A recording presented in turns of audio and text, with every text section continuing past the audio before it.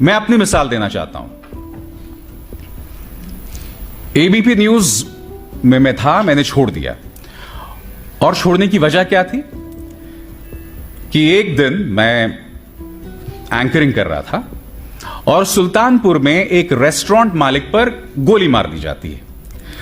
2 दिन पहले प्रधानमंत्री नरेंद्र मोदी लखनऊ में थे और उन्होंने कहा कि आप आइए उत्तर प्रदेश में निवेश कीजिए क्योंकि यहां लॉ एंड ऑर्डर सुधर चुका है।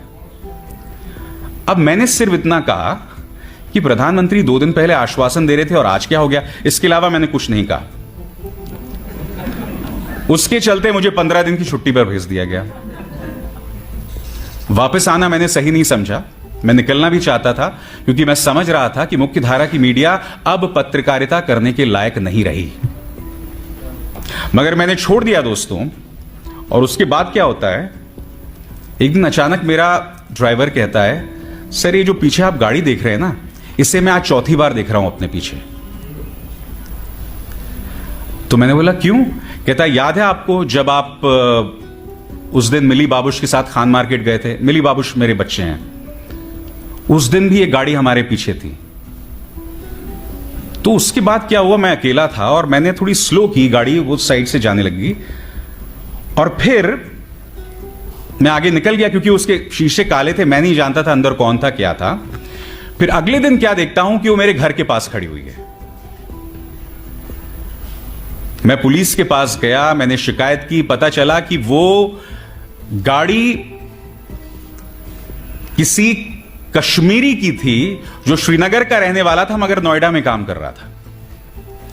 अब मुझे लगा अगर 1 in a blue chance कि वाकई ये वो है, कोई कश्मीरी मुस्लिम है जो यहां काम कर रहा है दिल्ली में, और अगर मैंने शिकायत को आगे लेकर गया तो वैसे ही तो आपको जानते हैं कश्मीरी और मुस्लिम तो बहुत ही जबरदस्त कॉम्बिनेशन है पुलिस को ठोकने के लिए।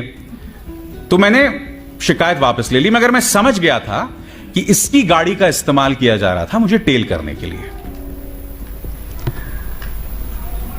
जिस चीज का जिक्र पन्नू जी ने कहा, the process is the punishment.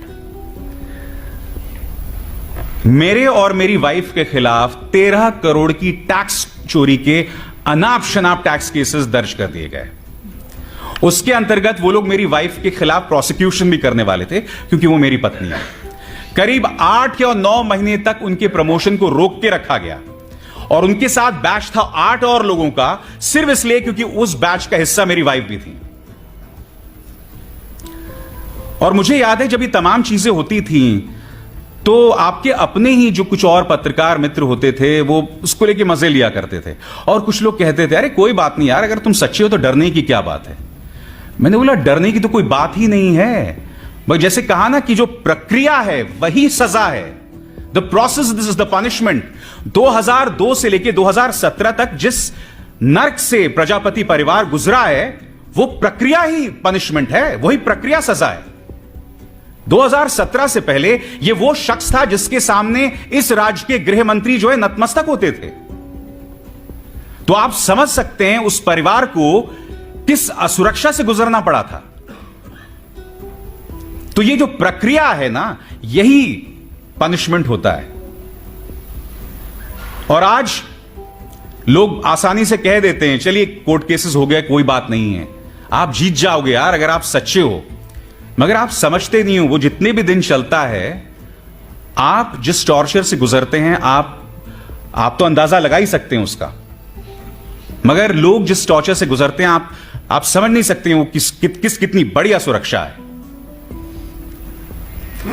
मगर मैं यही कहूंगा आप लोगों से कि समर्थन दीजिए हमारे उन पत्रकारों का जो इन छोटे छोटे इलाकों पर काम कर रहे हैं। मैं जानता हूं कुछ ऐसे लोग हैं जो इस पेशे को बदनाम भी करते हैं। कुछ लोगों पर आरोप लगाया जाता है कि भाई जो लोकल पॉलिटिशियंस के वो लोग फिक्सर बने रहते हैं, मगर नहीं। फिर पवन जायसवाल जैसे पत्रकार भी हैं, एक मिसाल हैं छत्रपति जी जैसे भी। उनके हाथ मजबूत कीजिए, उनके हाथ मजबूत कीजिए ताकि किसी का सिला, किसी का परिणाम रामचंद्र छत्रपति जी जैसा ना हो। खैर उनकी तो एक विरासत है, मैं सिर्फ उनकी मौत की बात कर रहा हूं। वो आज जिंदा होते तो मैं नहीं जानता उनके जरिए और वो क्या क्या कर सकते थे। मगर हां, उनकी शहादत ने हम सबको एक मिसाल दी है। और दोस्तों, जाते जाते मेरा अपना वो फलसफा है, और ये फलसफा मैं अक्सर उन पत्रकारों को देता हूं जो इन मुश्किल हालात में अपना काम करते हैं। इन तेज हवाओं से घबराना नहीं है। तेज हवाओं से ना घबरा ए बाज, ये तो आती ही है तुझे ऊंचा उठाने के लिए।